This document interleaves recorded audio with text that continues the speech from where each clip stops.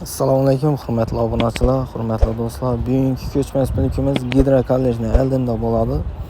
4 etajli domda, 4-etajında bir komnatli kvartiramiz sotuvga chiqdi. Yangi domda. İçindagi barcha jihozi bilan sotuvga chiqdi. Qanasa ichkari qismi bilan ko'rishib, tanishib chiqsak. Endi esa 4-etajimiz ham yetib keldik. Her etajda 3 xo'jalikdan ekan beri eshiklarini damlashik. Oilasam namozxon, yaxshi oila ekan. Bismillahirrahmanirrahim. Girganimizdan bu yerda bir xonamiz bor. Ben taraf kuxni, sanuzel joylashgan. Girgandan bo'g'imizda rakovina joylashgan. Bir de ayna, bu yerda kiyim asish uchun mebellar ham qo'yilgan ekan. Joyimiz Atachento kraska bo'lgan, hamma joyi. Bir de xonamdalik kir mashin, bular ham qoladi. Hamma o'zi bilan qoladi. Oyoqdagi g'ollar ham. Joyimiz umuman gap yo'q. Ben zaldan başlayan olsak, zalımızda yine televizor, antenna, Wi-Fi hamma narsa girib turibdi. Joyimiz 40 kvadrat, toza domda, 4 etaj domda, 4-etajında. Bu mebellar ham qoladi. Hozir pat-put bo'lib yotdi, ahamiyat etmaysizlar ama. Aynalar akbayna, kondisioneri bor, perdeler ham bor. Aynaları akbaynadan qo'yilgan. Joyimizda atapleneler ham bor. Registrlar ham qo'yilgan.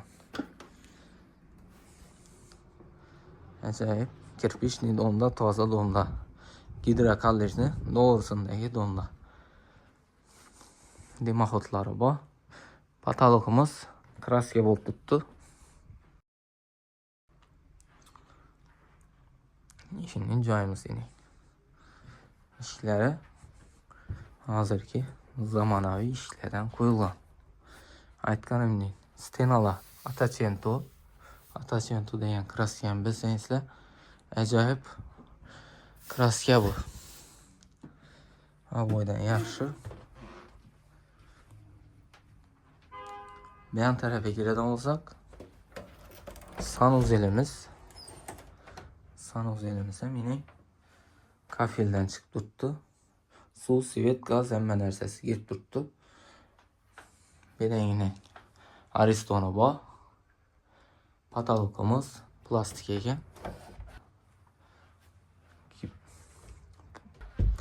Yan tarafa giradigan bo'lsak, kuxnimizda yine mebel, gaz plita, dimoxod hamma narsasi bor. Bir de yine katyolamiz joylashgan. Katyolamiz ham yine yaxshi zamonaviy katyollardan qo'yilgan. Aynalar akbayna. Mestasini ahamiyat etinglar. Puluna keladigan bo'lsak, joyimizning bahosi 300 million so'm. Bitish bahosi 300 million so'm deb turibmiz. Kanala obuna bo'lish yoddan chiqmasin. Sog' olun, salomat olun. Aman bo'lin.